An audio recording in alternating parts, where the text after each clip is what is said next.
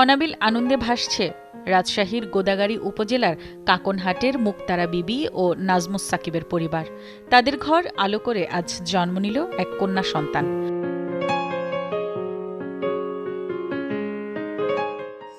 আমার মেয়ের দ্বিতীয় বাচ্চা, আগেরটা ছেলে, পরেরটা মেয়ে।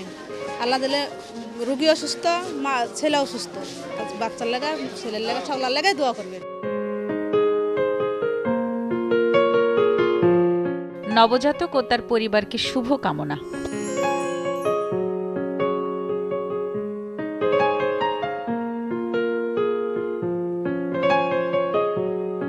আমাদের লিটল স্টারের চাই double care twinkle baby soap, ত্বককে রাখে কোমল আর অ্যান্টিব্যাকটেরিয়াল ফর্মুলা রাখে জীবাণুমুক্ত।